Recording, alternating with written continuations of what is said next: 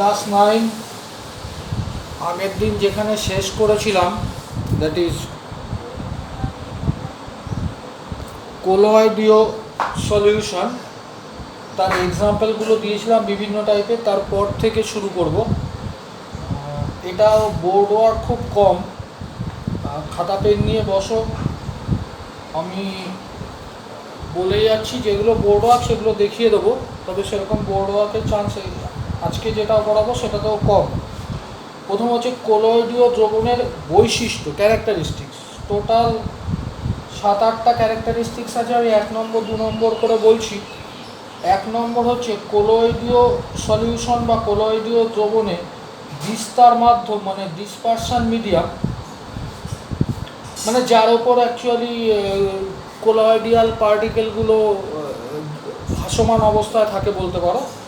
Dispersion medium ও বিস্তৃত দশা ডিসপারসেড phase পরস্পরের সঙ্গে দ্বিদশা বিশিষ্ট অসমসত্ব মিশ্রণ উৎপন্ন করে, নন হোমোজিনিয়াস মিক্সচার তৈরি করে। মানে ওই যে একটা দশা, একটা লিকুইড বা সলিড যে দশাই হোক, যার ওপর অন্য পার্টিকেলগুলো ভাসমান অবস্থায় থাকে, এটা একটা নন হোমোজিনিয়াস বা অসমসত্ব মিশ্রণ উৎপন্ন করে। ক্যারেক্টারিস্টিক্স 2 বা বৈশিষ্ট্য 2 নম্বর বৈশিষ্ট্য, কোলয়েডীয় দ্রবণের দ্রাবক কণাগুলোর ব্যাস 10⁻⁻5 সেন্টিমিটার থেকে 10⁻⁻7 সেন্টিমিটার হয়। অর্থাৎ কোলয়েডিয়াল সলিউশনে যে পার্টিকেলগুলো, মানে যেটাকে আমরা বলবো বিস্তৃত দশা বা ডিসপারসেড মিডিয়াম, তার যে পার্টিকেলগুলো সেগুলোর ব্যাস হয় 10⁻⁻5 সেন্টিমিটার থেকে 10⁻⁻7 সেন্টিমিটার। উল্টো করে বলাটাই বেটার, যে 10⁻⁻7 সেন্টিমিটার এটা কম, এর থেকে ম্যাক্সিমাম হতে পারে 10⁻⁻5 সেন্টিমিটার।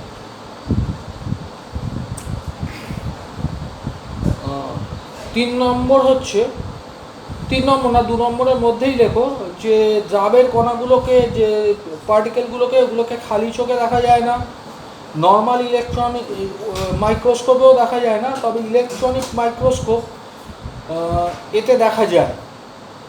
এগুলো সাধারণত ফিল্টার কাগজের মধ্য দিয়ে যেতে পারে না, ফিল্টার কাগজের মধ্য দিয়ে যেতে পারে কিন্তু পার্চমেন্ট কাগজের মধ্য দিয়ে যেতে পারে না। ট্রু সলিউশনের ক্ষেত্রে, প্রকৃত দ্রবণের ক্ষেত্রে আমরা দেখেছিলাম যে দ্রাবের কণাগুলো, সলিউট পার্টিকেলগুলো পার্চমেন্ট কাগজ এবং ফিল্টার কাগজ কোনোটাতেই আটকায় না, দুটোর মধ্য দিয়েই যেতে পারে। কিন্তু এখানে যে পার্টিকেলগুলো আছে সেগুলো ফিল্টার কাগজের মধ্য দিয়ে যেতে পারে, ফিল্টার কাগজের মধ্য দিয়ে পাস করে যেতে পারে, কিন্তু পার্চমেন্ট কাগজের মধ্য দিয়ে যেতে পারে না। নেক্সট হচ্ছে 3 নম্বর পয়েন্ট, স্টেবিলিটি। ট্রু সলিউশন যেমন স্টেবল, মানে রেখে দিলে একই রকম সলিউশন হিসাবেই থেকে থাকে। কোলয়েডিয়াল সলিউশনও কিন্তু স্টেবল বা স্থায়ী প্রকৃতির হয়, তবে বিশেষ কিছু শর্তের উপস্থিতিতে, মানে স্পেশাল কতগুলো কন্ডিশন আছে, যেমন তাপ দিলে, তড়িৎ বিশ্লেষ্য পদার্থ যোগ করলে কোলয়েডীয় দ্রবণের দ্রাবের কণাগুলো থিতিয়ে পড়ে। স্পেশাল কতগুলো কন্ডিশনে, যে বিস্তৃত দশা যেটাকে বলছি, যার পার্টিকেলগুলো ওপরে ভাসমান থাকে, সেই পার্টিকেলগুলো আস্তে আস্তে থিতিয়ে পড়ে। ব্রাউনিয়ান মোশন, কোলয়েডীয় কণাগুলো বিস্তার মাধ্যমে ইতস্তত বিক্ষিপ্ত ছুটে বেড়ায়।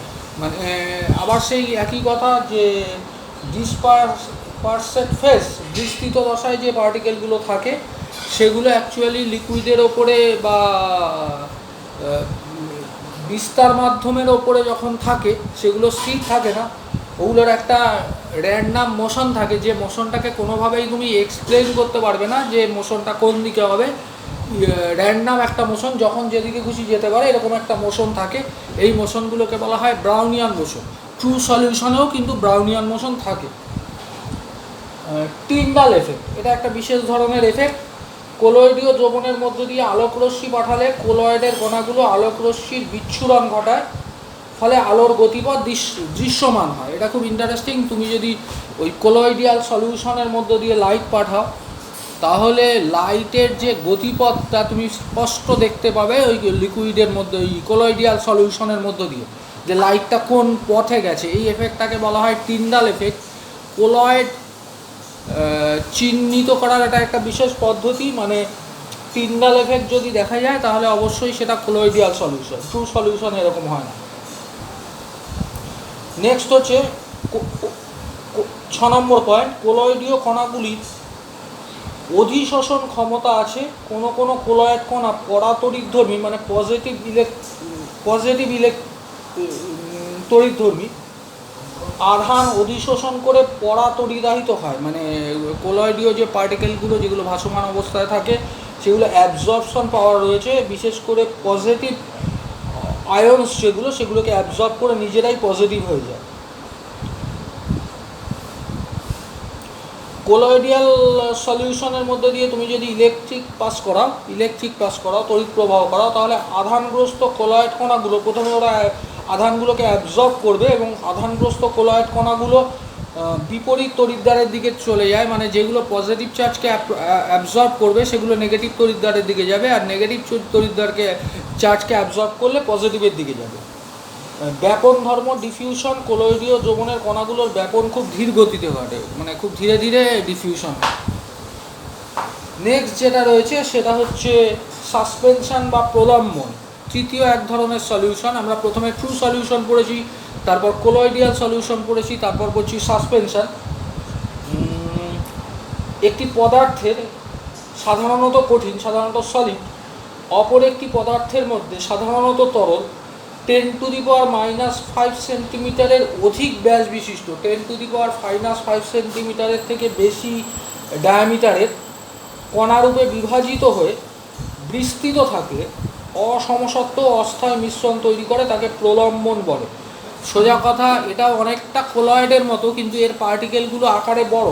কোলয়েডের পার্টিকেলগুলোর ম্যাক্সিমাম আকার হতে পারে 10⁻⁻5 সেন্টিমিটার, এর আকার পার্টিকেলগুলোর ডায়ামিটার বা ব্যাস 10⁻⁻5 সেন্টিমিটারের থেকে বেশি হয়, এবং এটাও জেনারেলি লিকুইডের মধ্যে ভাসমান অবস্থায় বা সাসপেন্ডেড থাকে, যে কারণে এটাকে প্রলম্বন বা সাসপেনশন বলা হয়। যেমন বর্ষাকালে খাল বা বিলের জল বলতে খালের জল মানে ক্যানেল ওয়াটার, এই মধ্যে মাটি মিশ্রিত অবস্থায় যে মিশ্রণটা তৈরি করে, জল এবং কাদার যে মিশ্রণটা তৈরি করে, সেটাকে আমরা প্রলম্বন বলতে পারি। প্রলম্বনের বৈশিষ্ট্যগুলো নিম্নরূপ। নেক্সট হচ্ছে ক্যারেক্টারিস্টিক্সগুলো। 1 নম্বর হচ্ছে প্রলম্বন সাধারণত অস্বচ্ছ, ট্রান্সপারেন্ট নয়, ওপেক, অস্বচ্ছ ও অসমসত্ব প্রকৃতির হয়, নন হোমোজিনিয়াস। বিভিন্ন জায়গায় পার্টিকেলগুলোর যে ডেনসিটি সেগুলো চেঞ্জ হবে। কোথাও হয়তো ধরো জলের মধ্যে কাদাগুলো আছে, কাদার যে পার্টিকেলগুলো কোথাও বেশি থাকবে, কোথাও কম থাকবে, নন হোমোজিনিয়াস। আকার সাধারণত পার্টিকেলগুলোর আকার 10⁻⁻5 সেন্টিমিটারের থেকে বেশি হয়। কণাগুলো অনুবীক্ষণ যন্ত্রের সাহায্যে, আবার কখনো কখনো খালি চোখেও দেখা যায়। মানে ওই পার্টিকেলগুলোকে তুমি অনুবীক্ষণ যন্ত্রের সাহায্যে তো দেখতে পাবেই, মাইক্রোস্কোপের সাহায্যে, এমনকি ইভেন তুমি খালি চোখেও দেখতে পাবে। নেক্সট হচ্ছে কণাগুলোর ভেদ করার ক্ষমতা, মানে এগুলো ফিল্টার কাগজ বা পার্চমেন্ট কাগজ কোনোটার মধ্য দিয়েই যেতে পারে না, দুটোর মধ্যেই আটকে যায়। ফিল্টার কাগজ বা পার্চমেন্ট কাগজ কোনোটার মধ্য দিয়েই যেতে পারে না, দুটোর মধ্যে আটকে যায়। তাহলে এখানটা একটু ক্লিয়ার করে দিই, ট্রু সলিউশনের যে পার্টিকেলগুলো থাকে, যেগুলো দ্রবীভূত অবস্থায় থাকে, সেগুলোকে ফিল্টার কাগজ বা পার্চমেন্ট কাগজ কোনোটা দিয়েই তুমি যদি ছেঁকে নাও, ও ফিল্টার বা পার্চমেন্ট কাগজের মধ্য দিয়ে পার্টিকেলগুলো চলে যাবে, আটকাবে না। যদি কোলয়েড হয়, কোলয়েডের ক্ষেত্রে দেখা যায় যে ফিল্টার কাগজের মধ্যে দিয়ে পার্টিকেলগুলো চলে যায়, কিন্তু পার্চমেন্ট কাগজে আটকে যায়। আর ইমালশনের ক্ষেত্রে, সাসপেনশনের ক্ষেত্রে এগুলো ফিল্টার বা পার্চমেন্ট দুটোর মধ্যেই পার্টিকেলগুলো আটকে যায়। সোজা কথা হচ্ছে, যত পার্টিকেলগুলো বড় হচ্ছে, ট্রু সলিউশনের থেকে কোলয়েডের পার্টিকেলগুলোর আকার বড়, কোলয়েডের থেকে সাসপেনশনে পার্টিকেলগুলোর আকার বড়, যে কারণে এগুলো ফিল্টার এবং পার্চমেন্ট দুটো পেপারেই আটকে যায়। আর স্টেবিলিটি সাধারণত আনস্টেবল হয়। আনস্টেবল বলতে তুমি যদি কিছুক্ষণ এক জায়গায় বসিয়ে রাখো, তাহলে ওই যে পার্টিকেলগুলো, যেহেতু পার্টিকেলগুলো বড় এবং ভারী, ওগুলো নিচে থিতিয়ে পড়বে।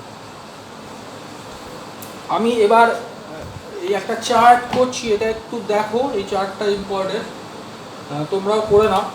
সেটা হচ্ছে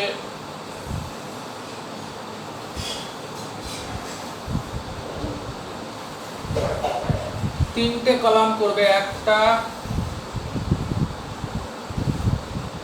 দুটো, তিনটে। ওপরে এখানে লেখো যৌবনের প্রকৃতি, নেচার অফ সলিউশন। যৌবনের প্রকৃতি ইংলিশে লিখলাম না, বলে দিলাম, নেচার অফ সলিউশন। নেক্সট হচ্ছে কণার ব্যাস। কণার ব্যাস মানে ডায়ামিটার অফ পার্টিকেল, কণার ব্যাস।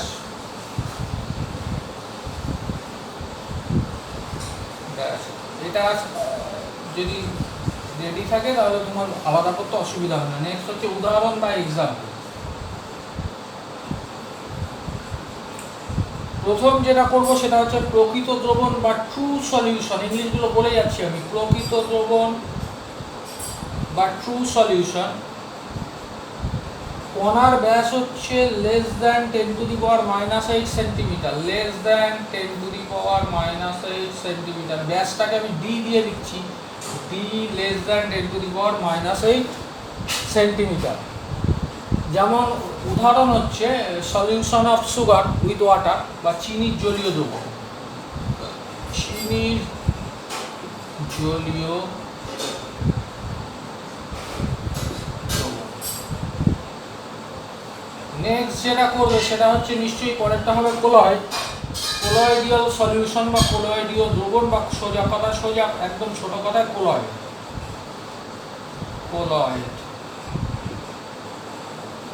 ব্যাস হচ্ছে 10⁻⁻7 সেন্টিমিটার থেকে 10⁻⁻5 সেন্টিমিটার। ব্যাস হচ্ছে 10⁻⁻7 সেন্টিমিটার থেকে, মানে এটা কম, আর এটা হচ্ছে ম্যাক্সিমাম হচ্ছে 10⁻⁻5 সেন্টিমিটার। ভাতের ফ্যান, ফ্যান, চা, কফি, রক্ত, সবই এই কোলয়েডের উদাহরণ। আর লাস্ট যে আরেকটা হবে সেটা তোমরা ফিল আপ করে আমাকে একটু পাঠাবে, সেটা হচ্ছে প্রলম্বন বা সাসপেনশন। ব্যাস লিখবে কত, ব্যাস হচ্ছে 10⁻⁻5 সেন্টিমিটারের থেকে বেশি, এটা যেমন 10⁻⁻8 সেন্টিমিটারের কম। তারপরে মেজারমেন্টটা এটা, আর এর পরেরটা যেটা আছে সেটা 10⁻⁻5 সেন্টিমিটারের বেশি। আর এক্সাম্পল হচ্ছে জলের মধ্যে চকের গুঁড়ো, জলের সাথে মাটির মিশ্রণ, মাটির কণার মিশ্রণ, এগুলো উদাহরণ। এটা কমপ্লিট করবে।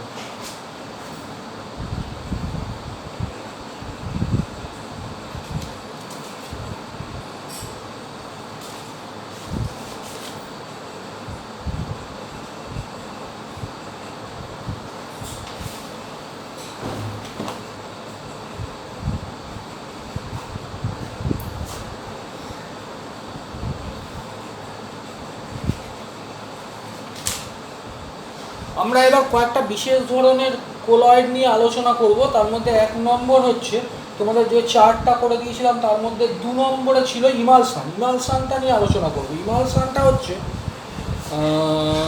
এটা বিশেষ ধরনের কোলয়েড, এক ধরনের কোলয়েড, এটাকেই আমরা বলবো emulsion. Special type of colloid is called emulsion. Emulsion হচ্ছে কোনো তরল বিস্তার মাধ্যমে, তরল বিস্তার মাধ্যমে, মানে ডিসপারশন মিডিয়ামটা লিকুইড হবে, আর একটা তরলের বিস্তৃত দশা ডিসপারসেড ফেজটাও লিকুইড হবে। তার মানে ইমালশন হচ্ছে এমন এক ধরনের কোলয়েড যেখানে বিস্তার মাধ্যম বা ডিসপারশন মিডিয়াম এটাও লিকুইড হবে, এবং যেটা বিস্তৃত হবে মানে ডিসপারসেড ফেজ সেটাও লিকুইড হবে।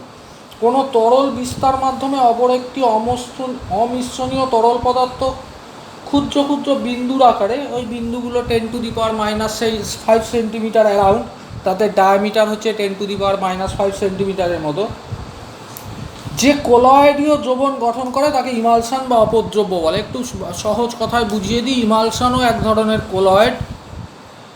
এর ক্ষেত্রে যে দুটো দশা থাকে, দুটো ফেজ থাকে, একটা হচ্ছে বিস্তার মাধ্যম ডিসপারশন মিডিয়াম, আর একটা হচ্ছে বিস্তৃত দশা আর ডিসপার্সেড ফেজ দুটোই অ্যাকচুয়ালি লিকুইড, তার মানে লিকুইডের ওপর ছোট ছোট লিকুইডের পার্টিকেল থাকে। তার মানে লিকুইড একটা মিডিয়াম রয়েছে যেটাকে আমরা ডিসপারশন মিডিয়াম বলবো, আর একটা লিকুইডের কতগুলো পার্টিকেল রয়েছে যেগুলোকে আমরা ডিসপার্সেড ফেজ বলবো, এবং ডায়ামিটার এগুলোর হবে অ্যারাউন্ড 10⁻D = 10⁻⁻5 সেন্টিমিটার বা তার থেকে একটু বড়। যে কোলয়েডিয়াল সলিউশন তৈরি করে তাকে বলা হয় ইমালসান। ইমালসান আবার দু ধরনের হতে পারে, একটা হচ্ছে জলে তেল জাতীয়, অয়েল ইন ওয়াটার, তার মানে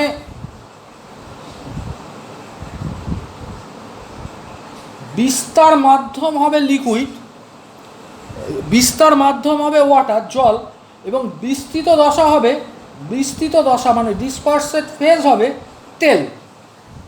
দুটোই লিকুইড, বিস্তার মাধ্যম ওয়াটার, বিস্তৃত দশা মানে ডিসপার্সেড ফেজ, এটা হচ্ছে তেল। এইগুলোকে আমরা বলবো ইমালসান। কী ধরনের ইমালসান? জলে তেল জাতীয় বা অয়েল ইন ওয়াটার। আর একটা হতে পারে তেলে জল জাতীয়। আচ্ছা, আগেটার এক্সাম্পল আমি দিয়ে দিই। যেমন দুধে জলের মধ্যে ফ্যাটের পার্টিকেলগুলো বা তেলের পার্টিকেলগুলো, যেটাকে দুধের ফ্যাট বলা হয়, কেসিনো বলা হয়, এই ফ্যাটগুলোর পার্টিকেলগুলো বিস্তৃত অবস্থায় বা ছড়িয়ে থাকে। তার মানে বিস্তার মাধ্যম বা ডিসপারশন মিডিয়াম হচ্ছে জল, ডিসপার্সেড ফেজ মানে বিস্তৃত দশা হচ্ছে ফ্যাট। আর এক ধরনের হতে পারে তেলে জল জাতীয়, ওয়াটার ইন অয়েল।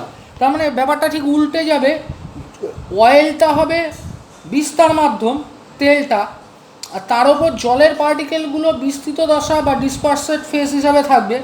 যেমন মাখন অ্যাকচুয়ালি এক ধরনের চর্বি, তার মধ্যে জলের সূক্ষ্ম সূক্ষ্ম কণাগুলো বিস্তৃত অবস্থায় থাকে।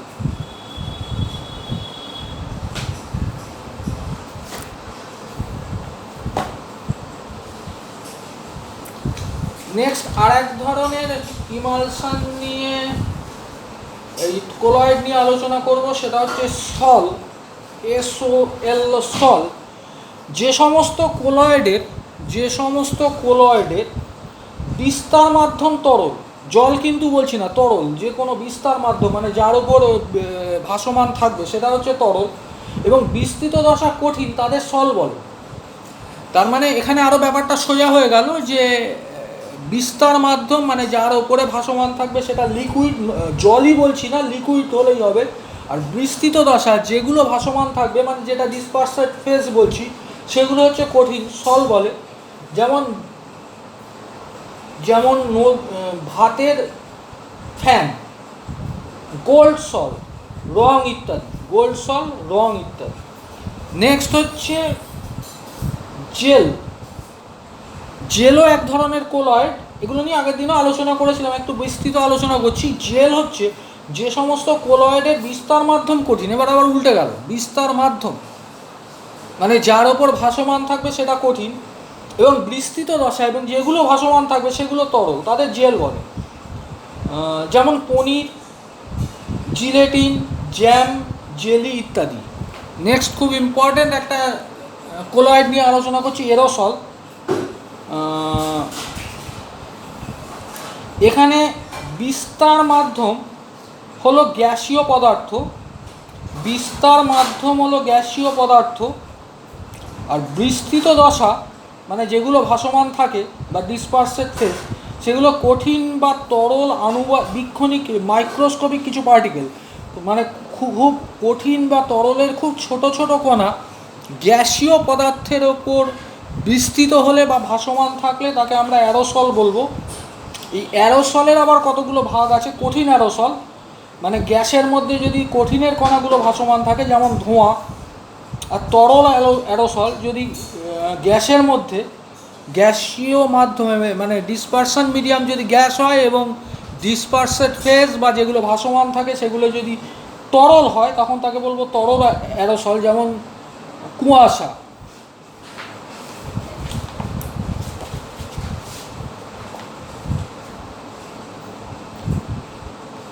নেক্সট এটা একটু জাস্ট কোশ্চেন হিসাবেই বলছি যে সোডিয়াম থায়োসালফেট খাতা পেন নিয়ে বসেছ নিশ্চয়ই। সোডিয়াম থায়োসালফেটের সংকেত হচ্ছে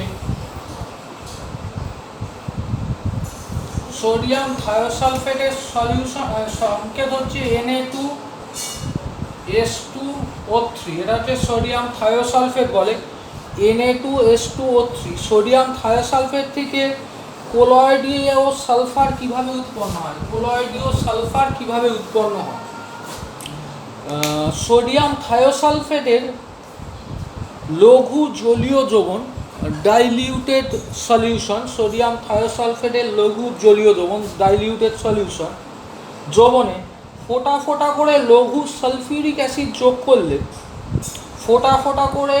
লঘু সালফিউরিক অ্যাসিডের সংকেত, এগুলো বারবার করে লিখে প্র্যাকটিস করবে।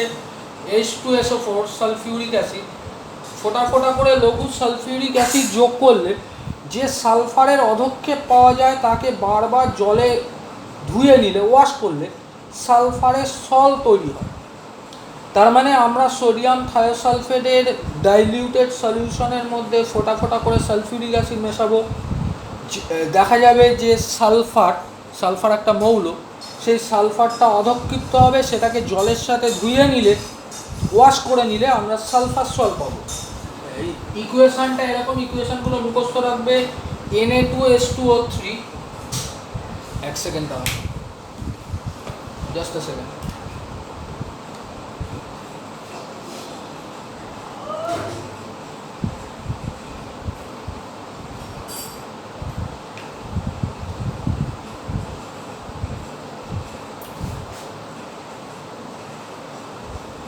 Na2S2O3 plus H2SO4 plus H2SO4, আমি নিচে লিখছি, পাশে জায়গা থাকলে লিখবে। আর সমান সমান চিহ্ন বইয়ে থাকলেও দেবে না, অ্যারো সাইন দেবে, এই সাইনটা দেবে। Na2SO4, এটাকে বলে সোডিয়াম সালফেট। Na2SO4 সোডিয়াম, এটা ছিল সোডিয়াম থায়োসালফেট, এটা হচ্ছে sodium sulphate plus water plus sulphur dioxide plus sulphur. এটা পুরোটাই এক লাইনে হবে, আমার এক লাইনে ধরছে না বলে আমি লিখলাম। তাহলে Na2S2O3 plus H2SO4, Na2SO4 arrow দিয়ে Na2SO4 ইকুয়াল সাইন বয়ে থাকলেও দেবে না, Na2SO4 plus H2O plus SO2 plus S এর পাশে একটা ডাউনওয়ার্ড অ্যারো রয়েছে, তার মানে সালফার অধক্ষিপ্ত হবে। এই যে সালফার অধক্ষিপ্ত হবে, এটাকে জলের সাথে ধুয়ে নিলে আমরা সালফার সল তৈরি করতে পারবো। নেক্সট, কোলয়েডের কতগুলো অ্যাপ্লিকেশান বা ব্যবহার বলে দিই। প্রথম হচ্ছে খাদ্যদ্রব্য হিসাবে, দৈনন্দিন জীবনে ব্যবহৃত দুধ, মাখন, জেলি প্রভৃতি কোলয়েড দ্রবণের উদাহরণ, যেগুলোকে আমরা খাই। ওষুধের ব্যবহার, অধিকাংশ ঔষধ কোলয়েড রূপে ব্যবহৃত হয়, কারণ এতে ঔষধ সহজে দেহে শোষিত হয়। বেশিরভাগ যে ওষুধ, বিশেষ করে যে লিকুইড ওষুধগুলো আমরা খাই, সবই কোলয়েড, কারণ কোলয়েড হিসাবে আমাদের দেহে খুব তাড়াতাড়ি অ্যাবজর্ব হয়। সাবান, ডিটারজেন্ট প্রভৃতি জলীয় দ্রবণ ও কোলয়েডিয়াল দ্রবণ, রক্ত কোলয়েডিয়াল দ্রবণ, দেহের কোনো অংশে কেটে গেলে ফটকিরি ঘষে রক্ত বন্ধ করা হয়, ইত্যাদি। আর দরকার নেই, তোমরা বহু উদাহরণ রয়েছে।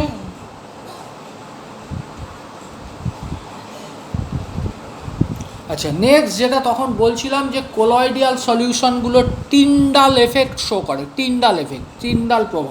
টিন্ডাল প্রভাবটা কি এটা একটু বলে নিই, মনে হচ্ছে এটাই আজকে লাস্ট। কোলয়েডীয় কণার দ্রবণে আলোকরশ্মি চালনা করলে সেই আলোকরশ্মি কোলয়েডীয় কণার দ্বারা বিচ্ছুরিত হয়। মানে কোলয়েডিয়াল পার্টিকেলগুলো আলোগুলোকে অ্যাবজর্ব করে আবার ছেড়ে দেয়, এটাকে বলা হয় বিচ্ছুরিত হয়। ফলে কোলয়েডীয় কণাগুলোর মধ্য দিয়ে আলোকরশ্মির গতিপথ তুমি পাশ থেকে যদি দেখো তাহলে তো সেটা গতিপথটাকে তোমার কাছে ভিজিবল লাগবে। মানে কোলয়েডীয় সলিউশনের মধ্য দিয়ে তুমি যদি লাইট পাঠাও, ওই লাইটগুলোকে কোলয়েডিয়াল পার্টিকেলগুলো অ্যাবজর্ব করে আবার ছেড়ে দেবে, যেটাকে বিচ্ছুরণ বলি। যার ফলে তুমি যদি সাইড থেকে তাকাও তাহলে দেখতে পাবে যে ওই লাইটের গতিপথ বা পাথটা তোমার কাছে ভিজিবল হবে। এই এই বিজ্ঞানী টিন্ডাল এটা আবিষ্কার করেছিল, তাই তার নাম অনুসারে এটাকে বলা হয় টিন্ডাল এফেক্ট। নেক্সট দিন আমরা প্রকৃত দ্রবণের প্রকারভেদ নিয়ে আলোচনা করব।